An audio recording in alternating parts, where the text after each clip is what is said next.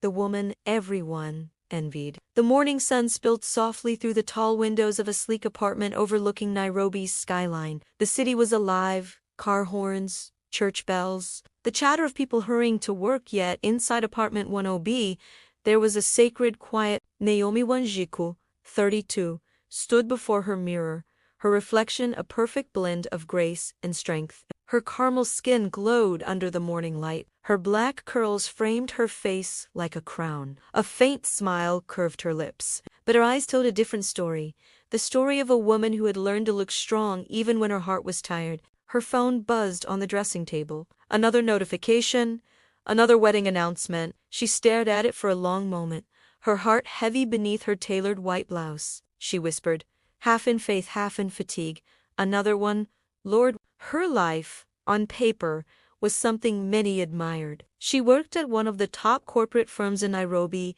leading with quiet authority and integrity. She had her own apartment, her own car, a growing savings account, and a spotless reputation. She tithed faithfully, served at church, and even sponsored to children through a mission program. But when she walked through her front door at night, silence was her only company. The sound of her heels clicking on the marble floor echoed loneliness back to her, a loneliness she often buried under busyness. Her mother called that morning, her warm Kikuyu accent filling the air. "My daughter, are you eating well? I was just asking, is there anyone special yet?" Naomi chuckled softly. "No, Mom. Not yet."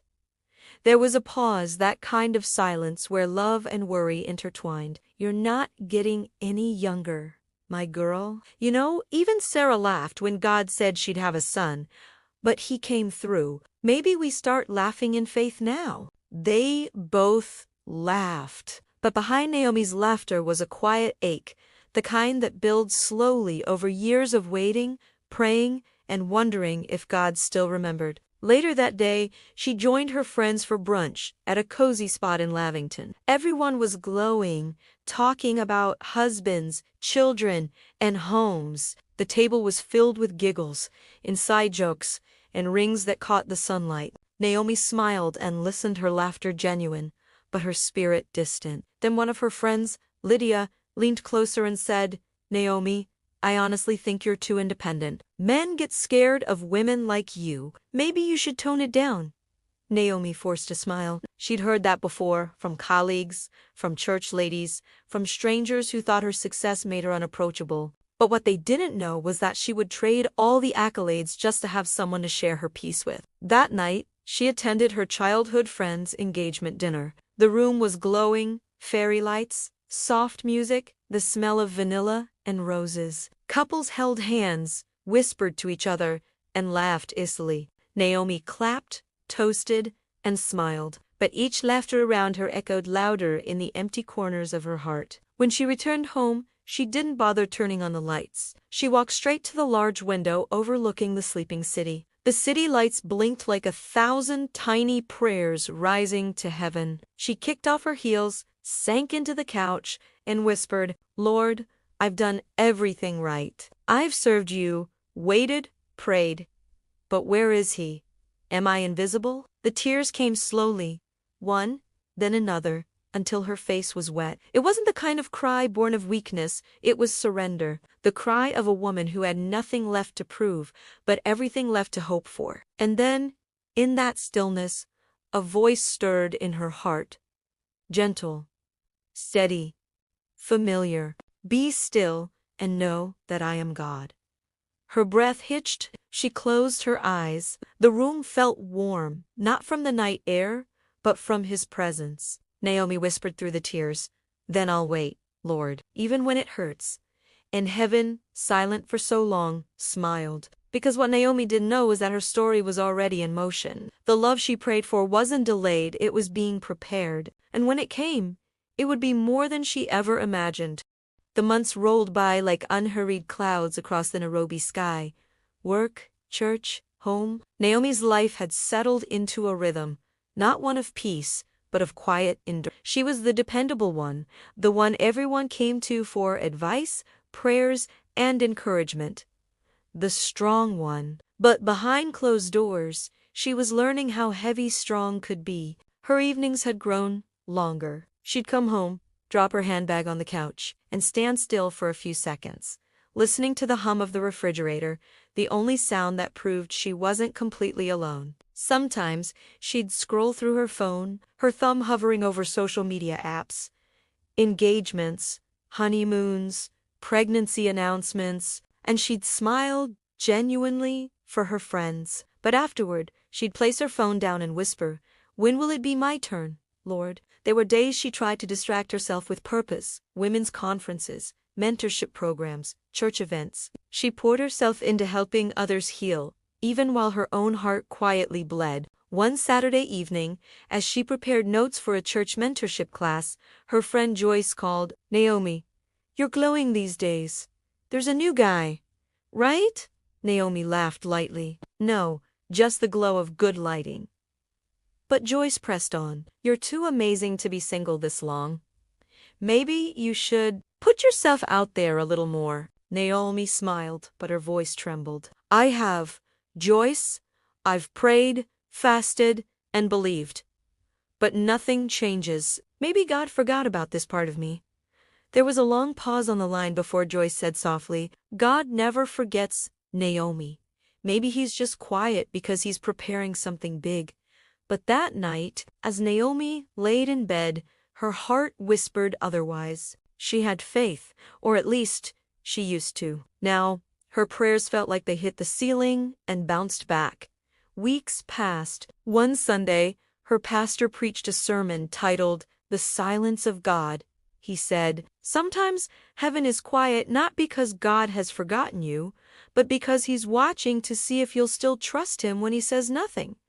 Naomi tried to hold on to that. She wanted to, but one night, when she got home from work, exhausted, heels in one hand, grocery bag in the other, she found a wedding invitation slipped under her door. Her heart dropped as she read the names. It was David, the man she once prayed might be the one. He was getting married to someone else. Her knees went weak. She dropped the bag, groceries spilling across the floor, eggs cracked, milk spread, and she sank to her knees amid the mess, tears spilling freely. She whispered between sobs, "I thought it was him. I thought you said he was the one. Lord, why would you let me hope like that?" The room was silent. No thunder, no voice, no miracle, just Naomi, weeping, alone, surrounded by broken things. She didn't know that sometimes God allows things to break not to destroy us, but to clear space for what Essie meant to be. That night, she made a decision. If God was silent, she'd be silent too. No more praying, no more hoping, just existing. She stopped attending midweek fellowship, stopped serving in the ushering team. Her Bible gathered dust on her nightstand. Days turned into weeks. And yet, even in her distance, God didn't move away. One Sunday, she went to church out of habit, not hunger. She sat quietly in the back, arms folded, eyes empty, and then the worship leader began to sing, "Waymaker, Miracle Worker, Promise Keeper." Naomi tried not to feel it, but her lips trembled. Her chest tightened. Tears filled her eyes, uninvited. Because deep down, her spirit still remembered what her heart had forgotten, that God doesn't stop being faithful just because we stop feeling him. As the song swelled, Naomi whispered, "If you're still here, show me." She didn't know that this small whisper, this half-prayer born from a tired soul, had just reopened heaven's doors. Something was shifting, and soon, God would answer in a way that would leave her trembling with awe. It was an ordinary Tuesday, the kind that didn't hint at miracles. Nairobi's streets buzzed with their usual rhythmatatus, honking, vendors calling out, the air thick with exhaust and roasted maize. Naomi was late for work. Again, she hadn't even ironed her blouse properly. Her hair was in a simple bun. If anyone asked, she would say she wasn't in the mood for perfection that day, but truthfully, she'd simply stopped trying to impress a world that didn't seem to notice her anymore. As she hurried toward the office building, juggling her handbag and a cup of coffee, a man's voice startled her. "Excuse me, Miss, you dropped this She turned and saw a tall man in a navy blue suit holding out her scarf, the one her mother had given her years ago. "Oh, thank you," she said, slightly breathless. He smiled.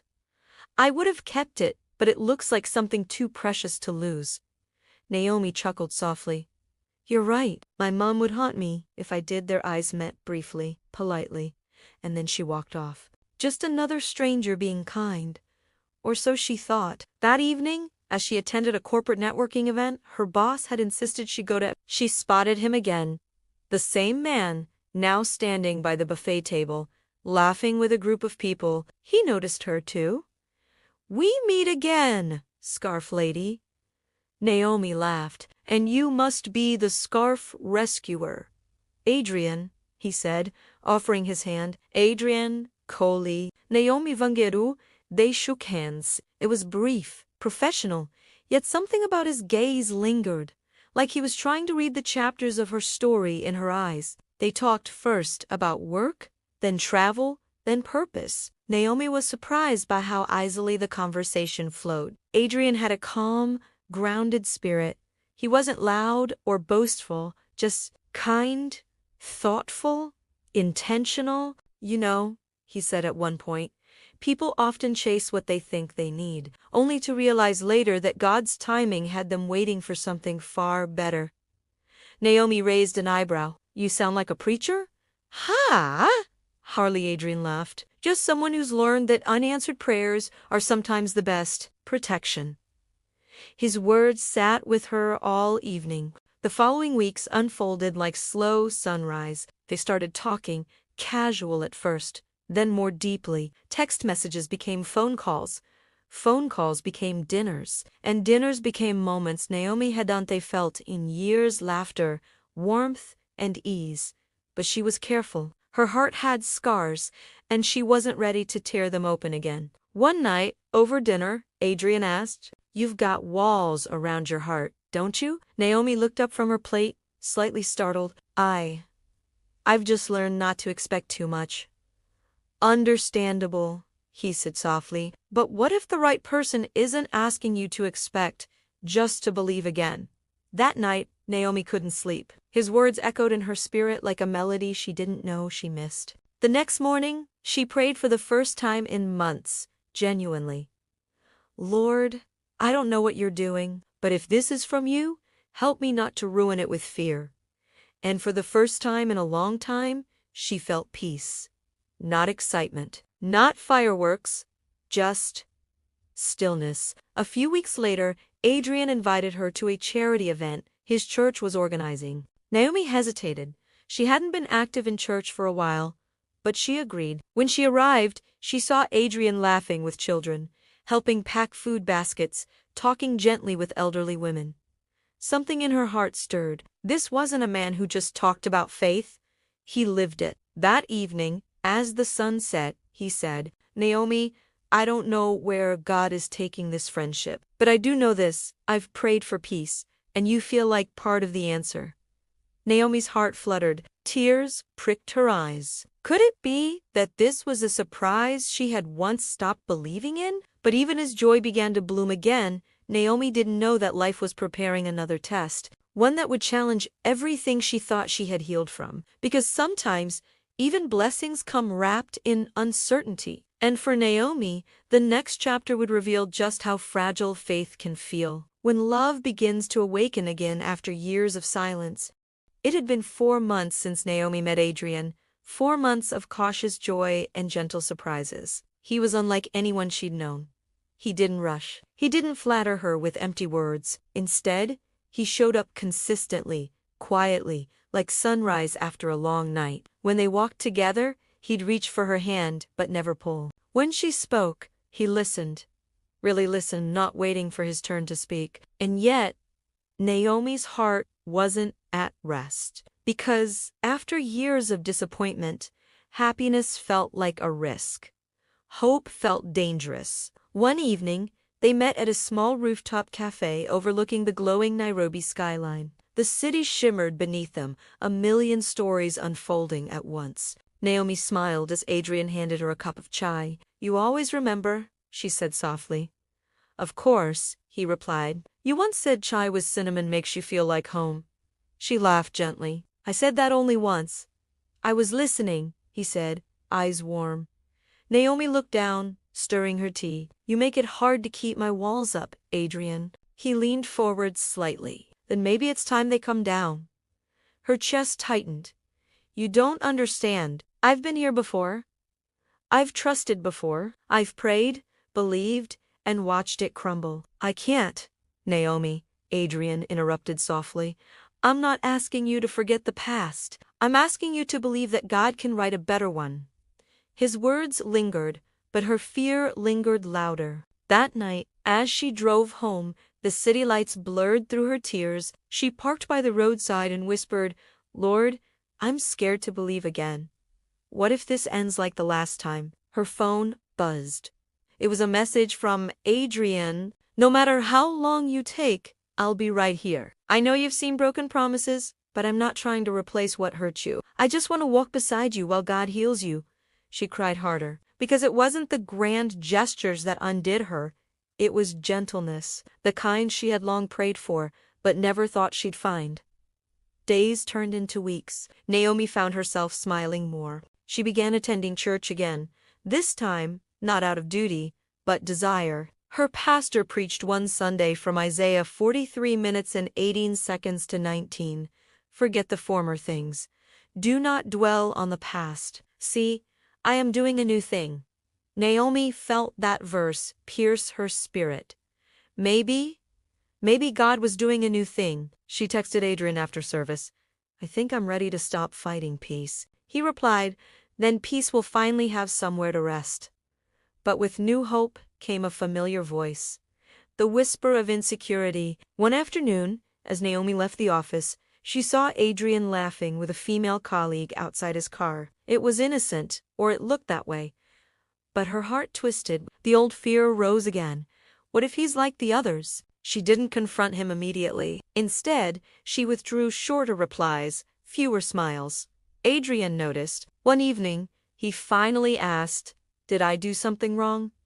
Naomi hesitated. I don't want to be blindsided again. You were with someone laughing, talking, and Adrian sighed gently. Naomi, you don't have to fear what you can ask about. That was my cousin. She just got a job here. You could have asked me. Naomi felt a lump in her throat. Shame burned her cheeks. I'm sorry. It's just fear still knows my address. Then maybe it's time we move to a new one, Adrian said softly. He reached for her hand, and she didn't pull away this time. That night, as Naomi prayed, she whispered through tears, God, I don't want to live afraid of love anymore. Teach me to trust you and him one day at a time. Peace settled over her like a blanket, and for the first time in years, she didn't just feel love, she believed it might last. But what Naomi didn't know was that the very faith she had just found would soon be tested, not by rejection, but by destiny itself. Because sometimes, before God brings the promise, he allows one last shaking to prove the heart truly trusts him, not the outcome. Love has a way of feeling invincible until life reminds you that even sunshine needs rain to grow things. For Naomi and Adrian, the months after that rooftop conversation had been beautiful. Sunday lunches after church, prayer, calls, late-night laughter. It felt like everything was finally falling into place. But just as quickly, it began to shift. It started small, missed calls, shorter texts, canceled plans. Adrian had taken on a demanding project at work, often traveling between Lagos, Johannesburg, and Nairobi. Naomi tried to be understanding, but understanding became lonely, and lonely began to feel like rejection wearing a polite face. One Friday night, Naomi sat at her dining table, candles burning low, food untouched. She had prepared his favorite meal, grilled chicken with coconut rice, but Adrian never showed up. No call. No message. When her phone finally buzzed around midnight, it was a text. I'm sorry, Naomi. Things got crazy at work. Let's talk tomorrow. Her heart sank, not because of the message, but because tomorrow had started to sound like never. The next day, she called her best friend. Joyce, He's changing. Joyce, I can feel it. I don't know what I did wrong. Joyce sighed. Naomi, don't overthink. Men handle stress differently. Maybe give him some space. But Naomi knew.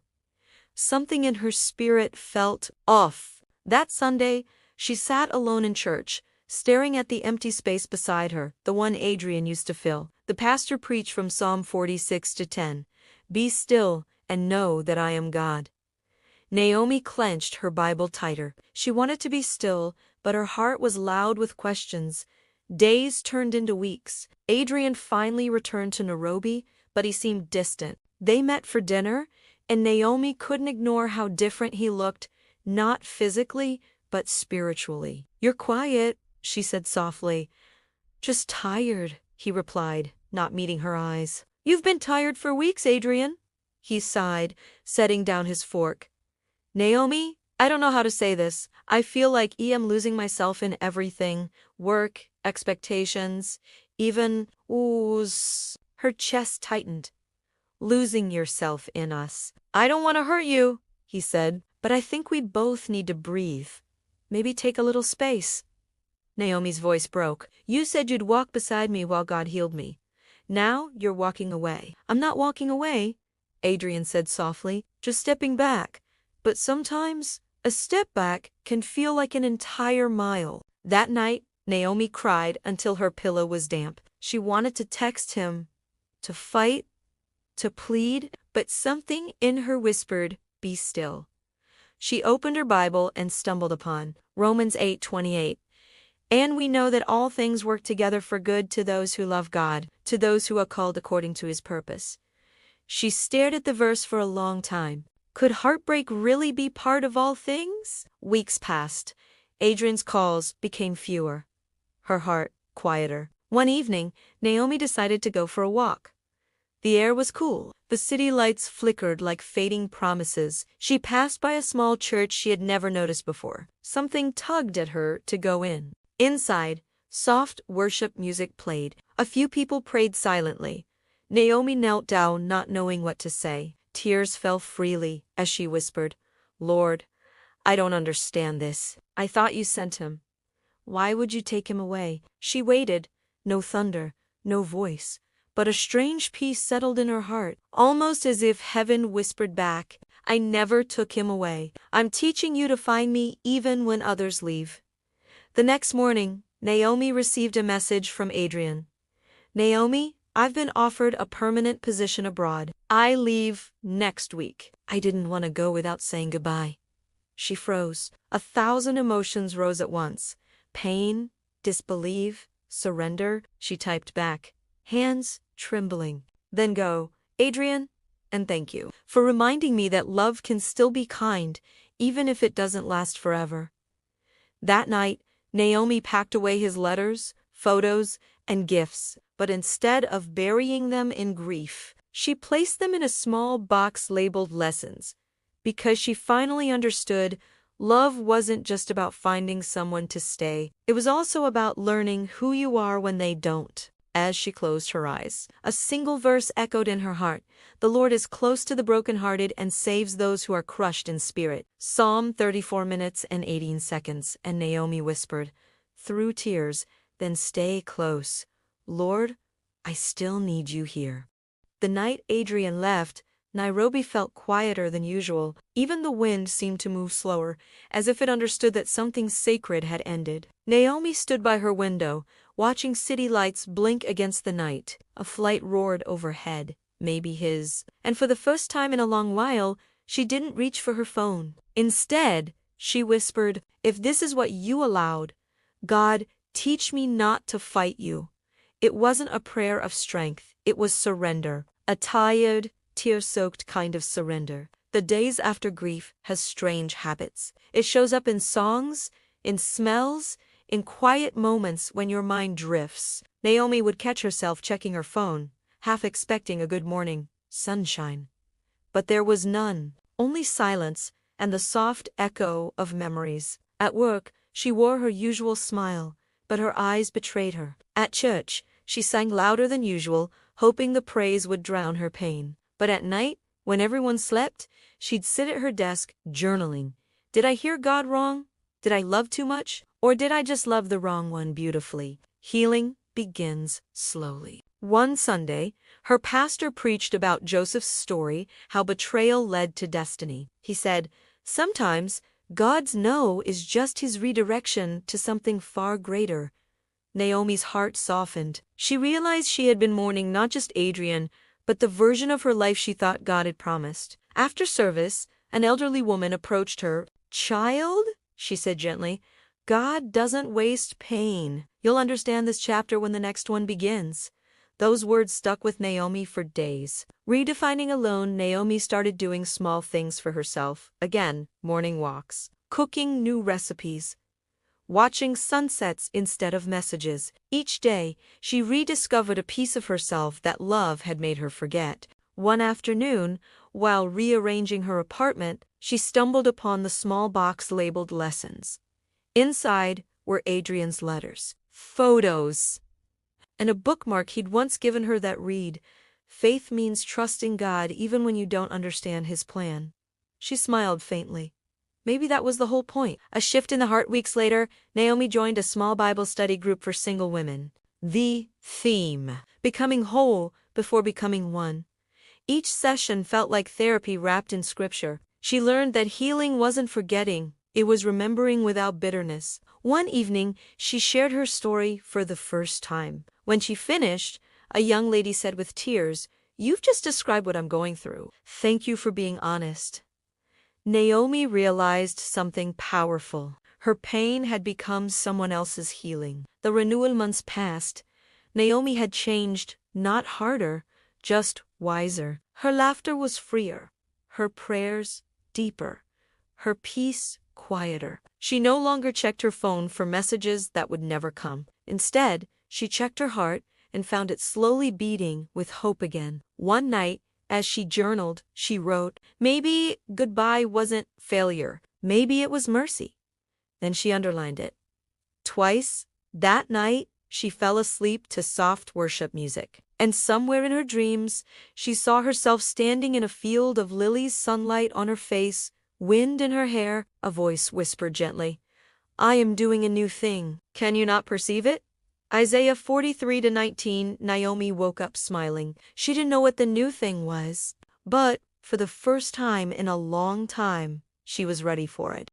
It was a Saturday morning in June when Naomi woke up before her alarm. The sky outside her window was painted in soft pink and gold, the kind of dawn that whispered hope before words even formed. For the first time in months, she didn't wake up with a heavy chest or tear-stained pillows. Instead, there was stillness. Peace, gentle and quiet, like God himself had sat beside her bed through the night. She made her tea, sat by the window, and smiled. Not because everything made sense, but because, finally, she didn't need it to. Naomi had begun volunteering at a local children's home every weekend. What started as a distraction became therapy. The laughter of the kids, their tiny hands clinging to hers, their questions about life. It reminded her of innocence, of joy without condition. One of the little girls, Hope, once tugged her hand and said, "Auntie Naomi, why do you always smile, even when you look like you've cried before?" Naomi chuckled softly, "Because God keeps fixing my heart, one smile at a time." Hope grinned. "Then God must be really good at it." Naomi's heart melted. Children had a way of saying divine truths without even trying. Her evenings became sacred. Instead of scrolling social media or checking old messages, she journaled and prayed. She began listening to worship music again, not the kind that made her cry, but the kind that made her stand taller. Verses like Psalm 34-18, "The Lord is close to the brokenhearted and saves those who are crushed in spirit," became her daily anchor. Naomi realized that her healing wasn't about forgetting Adrian. It was about remembering who she was before she lost herself in love. She started dreaming again, not of marriage or romance, but of purpose. She had always wanted to mentor young women, to speak about faith, growth, and resilience. And maybe, just maybe, this was her time. One evening, As Naomi was preparing for her Bible study, a message popped up on her phone. It wasn't from Adrian, she had long deleted his number, but from a mutual friend, Ryan, who had always admired her quiet strength. "Hey Naomi, I've been following the devotionals you've been sharing. They've really helped me through tough days. We're organizing a Christian writers retreat next month in Mumbai. I think you'd be perfect to speak at one of the sessions." Naomi blinked, reading the message twice. Her heart raced, not out of fear, but possibility. She remembered the girl who once whispered prayers through tears, and now God was giving her a platform to share those very lessons. After a long pause, she replied, "I'd be honored. Thank you, Ryan." That night, she wrote in her journal, "Sometimes, God restores us by calling us to serve others, not from perfection, but from the cracks where His light shines through." The trip to Mombasa was symbolic, her first real journey alone since Adrian's departure. The ocean breeze, the scent of salt, the endless horizon, it all felt like God's poetry in motion. During her session, she shared her story, the waiting, the heartbreak, the silence, the surrender. The room was quiet, some eyes teary, others smiling in empathy. When she finished, applause filled the hall. A young woman approached her and said, "You spoke the words I've been too scared to say out loud. Thank you for reminding me that healing is holy." Naomi hugged her, whispering, "Healing doesn't erase pain, it redeems it." That evening, as the sun sank into the ocean, Naomi sat on the shore. She thought about how far she'd come from crying herself to sleep to now speaking life into others. She picked up her phone and typed one last line in her notes app. "The version of me I lost was never wasted. God was just pruning me for purpose." Behind her, Ryan approached quietly. "Beautiful message today," he said. "You have a gift, Naomi." She smiled, not in the old, flustered way, but with calm grace. "Thank you.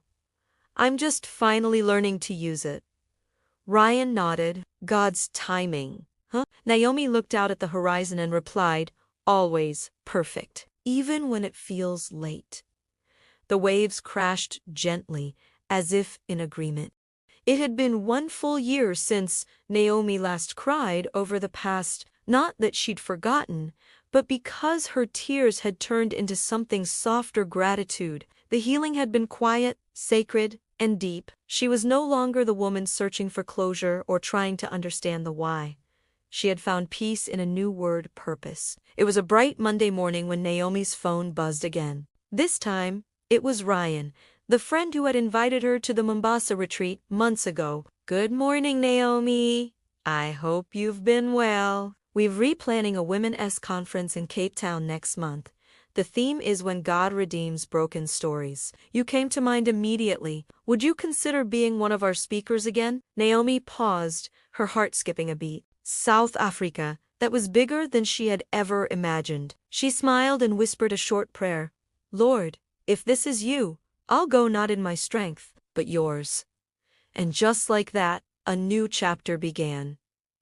Cape Town was breathtaking. The Table Mountains stood tall behind the glittering city, and the ocean stretched endlessly ahead. As Naomi stepped out of the airport, she felt a wave of peace, like God Himself had gone ahead of her to prepare every moment. The conference hall was filled with hundreds of women from different nations, faces full of expectation, stories full of scars. Naomi stood backstage, her hands trembling slightly, clutching her small Bible. She whispered to herself, "Perfect love casts out fear." 1 John 4:18. When her name was called, she took the stage, not as the broken woman she once was, but as a vessel carrying light. Naomi began softly, "I used to believe that unanswered prayers meant God was silent. But now I know, sometimes His silence is protection, not rejection." She told them about her long wait for love, her heartbreak, and how God rebuilt her identity piece by piece. The room was still some wiping tears, others nodding with deep understanding. Then she said something that stayed with everyone. "You see, sometimes we think God is late, but He's just working behind the scenes, aligning our hearts with His purpose. His timing isn't delayed. It's divine."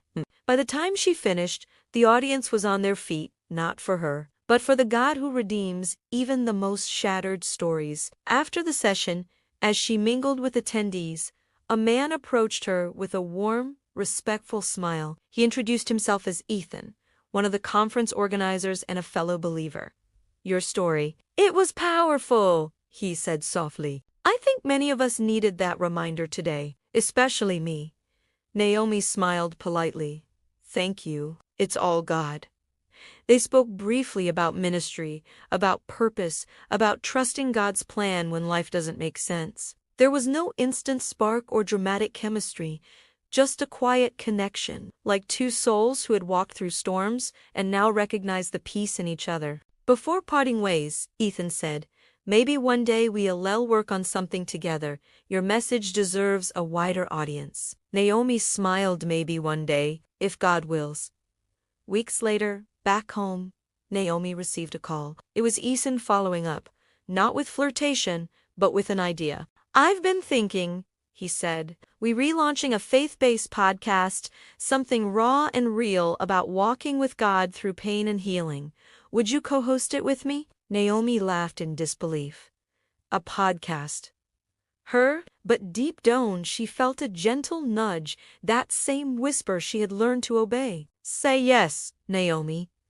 And so, she did. What began as a small act of obedience soon grew into a global platform. Their podcast, Grace in the Waiting, reached thousands of listeners, bringing hope to people who thought their stories were too broken to be used by God.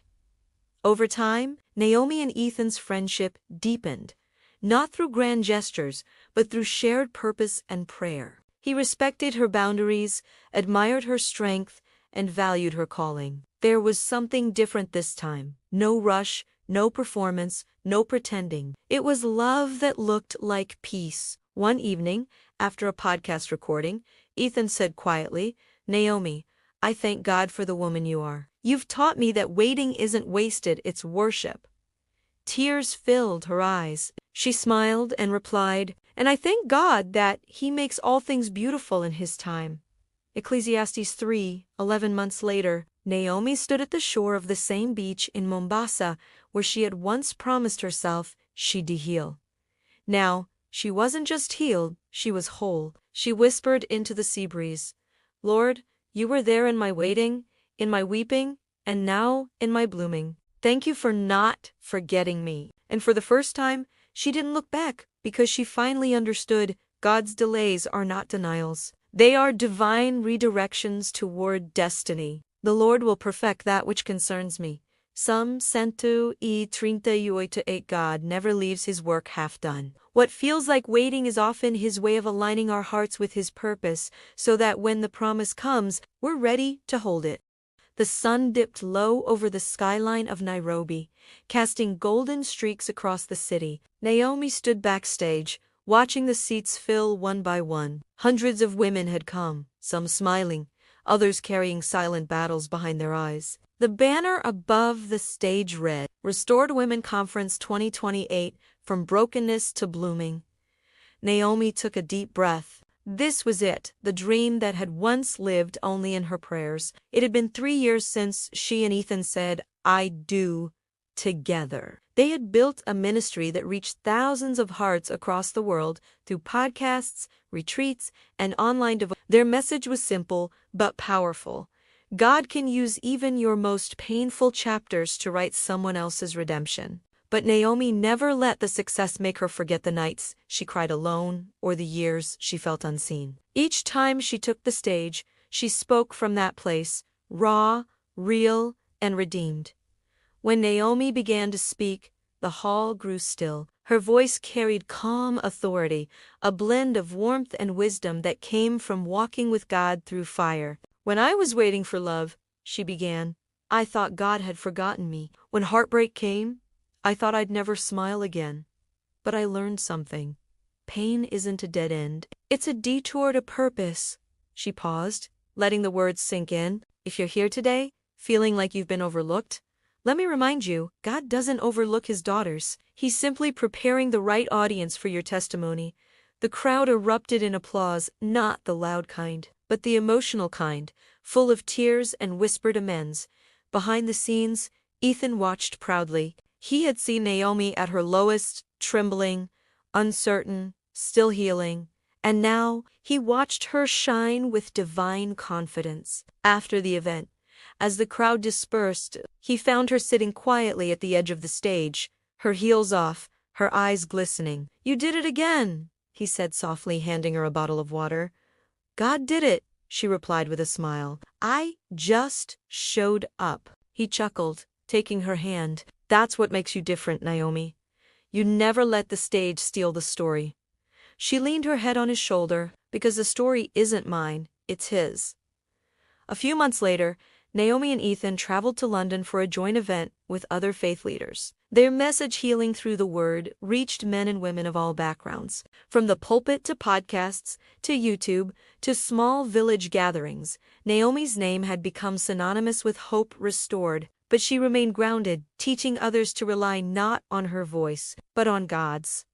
Their ministry began partnering with churches, creating safe spaces for single mothers, widows, and women battling loss. Each program carried her signature motto, "Grace grows where pain once lived."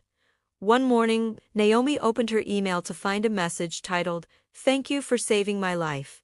It was from a woman in Brazil named Lucia. She wrote, "I was ready to end everything last year. I felt invisible after losing my husband. But I found your video, When Love Turned Silent. I listened, cried, and prayed for the first time in years. Today, I lead a small group of widows who meet weekly to pray.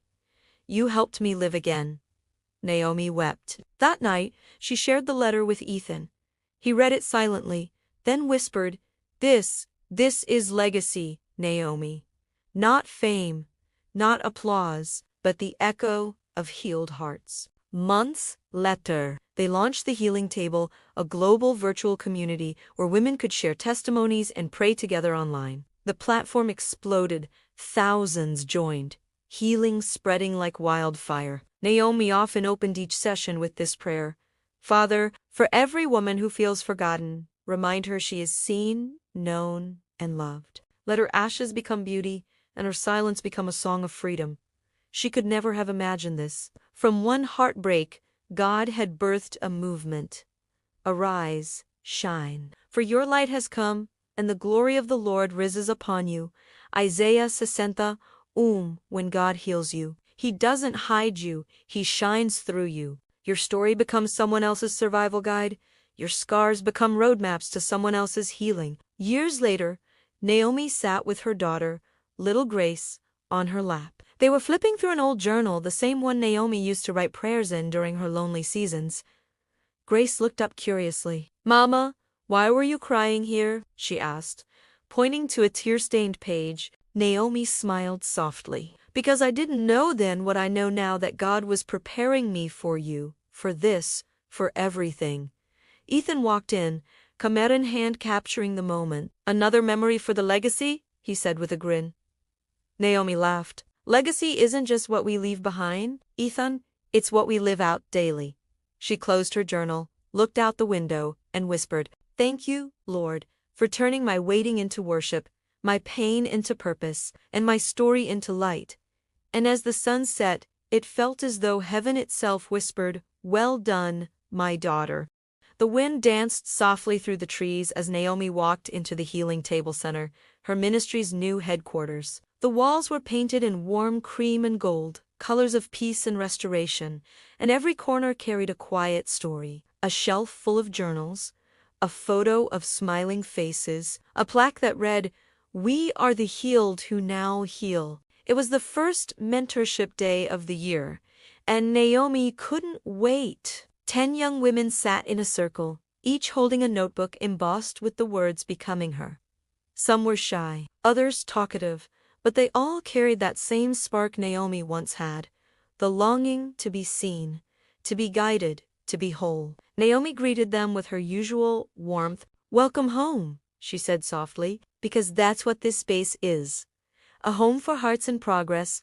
Among them was Ruth, a reserved young lawyer recovering from heartbreak, Faith, a spirited content creator struggling with her identity, and Zuri, a single mother who hadn't smiled in months. Naomi looked around the room, recognizing pieces of her old self in every face. She smiled gently. "You're not broken," she told them. You're becoming lessons from the journey. That day's topic was purpose after pain. Naomi spoke with raw honesty. I used to think waiting was punishment.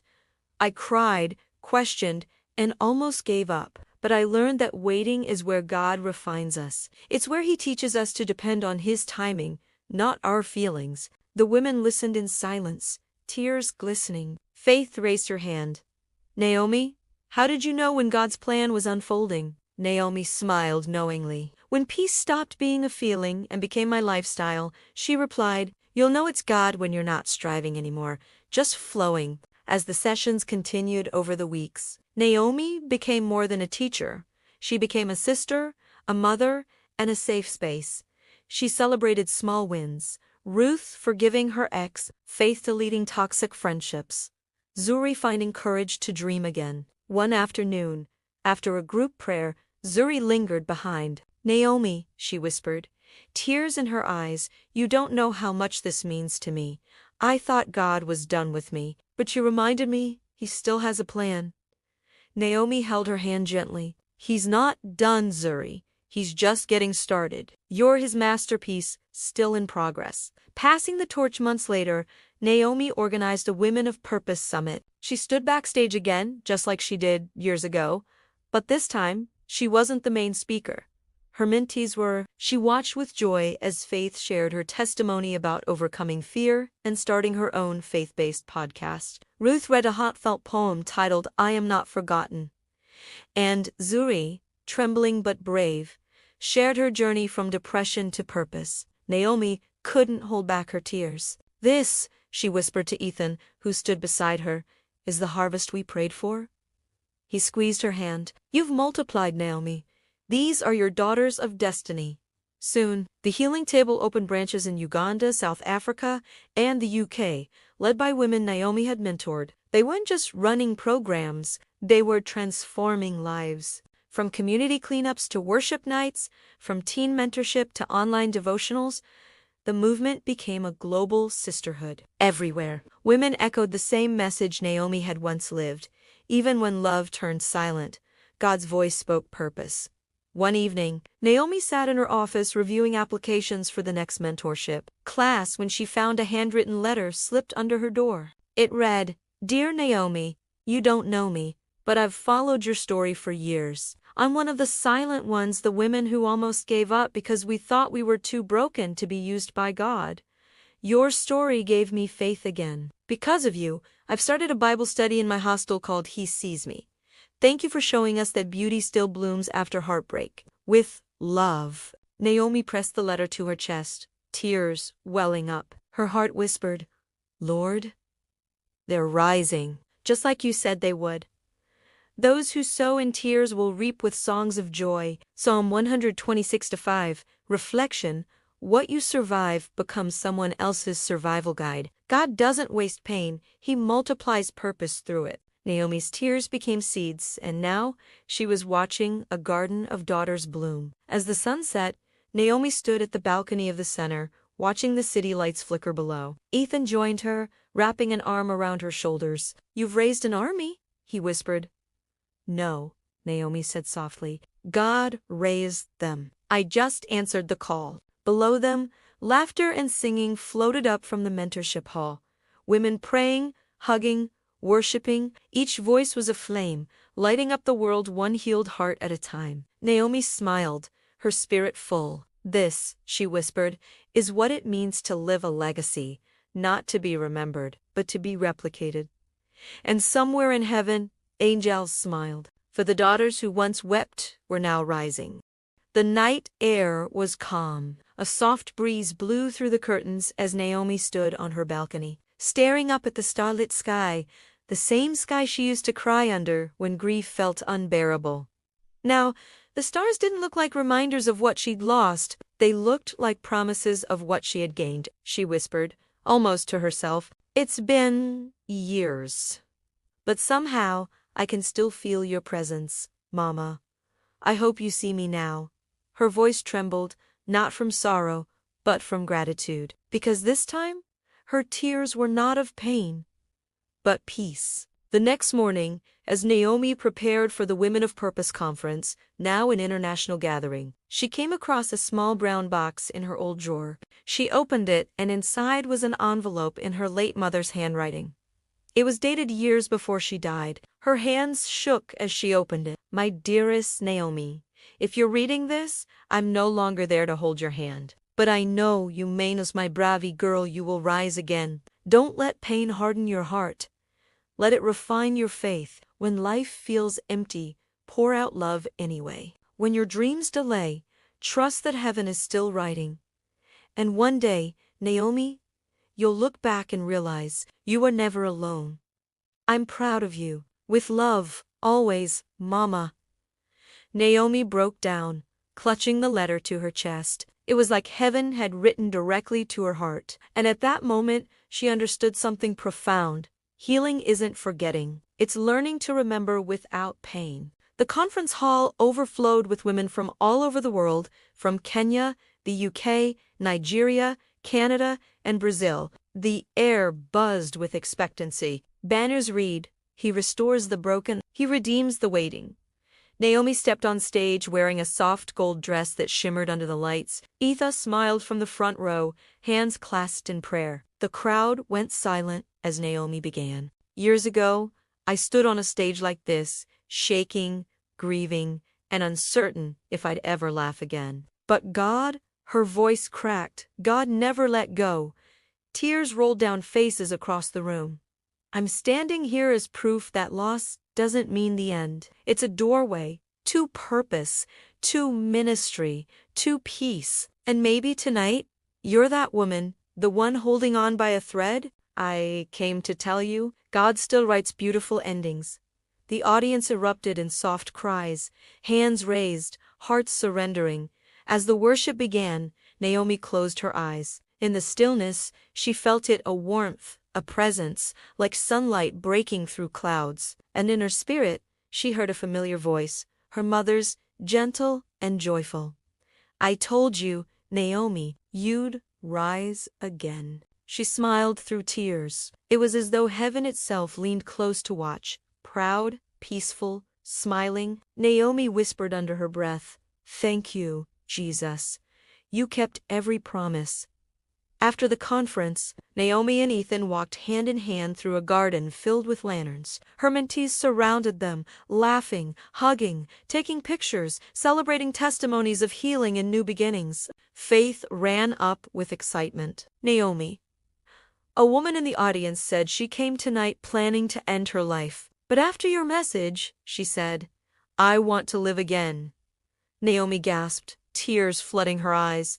She looked up at the sky again. "That's why you let me live through it, Lord," she whispered, "so I could help someone else choose life." Months later, the Healing Table Foundation partnered with churches and organizations worldwide, offering counseling, grief support, and empowerment programs. A documentary titled "When Heaven Smiled" premiered on Christian networks, telling Naomi's story of faith, pain, and purpose. The final scene showed Naomi standing before hundreds of women, declaring, "We may lose people we love, but we never lose the God who loved them first. And when we keep walking, when we keep believing, heaven smiles again." Scripture reflection: the Lord is close to the brokenhearted and saves those who are crushed in spirit. Psalm 34-18, "Weeping may endure for a night, but joy comes in the morning." Psalm 5 reflection: healing isn't about moving on, it's about moving forward with peace. Naomi didn't forget her pain. She redeemed it. She didn't replace her loss, she repurposed it. And that's when heaven smiled, because she became living proof that God can turn ashes into beauty. Years later, Naomi returned to her childhood home, now turned into a retreat center. She sat under the tree where her mother used to pray, surrounded by blooming white lilies. Ethan approached, carrying their little daughter. "Grace, Mommy, Daddy says this was Grandma's favorite place," Grace said softly. Naomi smiled, her eyes misty. "Yes, baby, this is where heaven and earth met." She looked at the sunrise, her daughter's laughter echoing in the background. And as the light bathed the garden in gold, Naomi whispered her final words for the day. "I have found peace not because life was easy, but because God never left, The camera panned up to the sky, soft rays breaking through clouds, and in that silent brilliance, it felt as though heaven smiled again.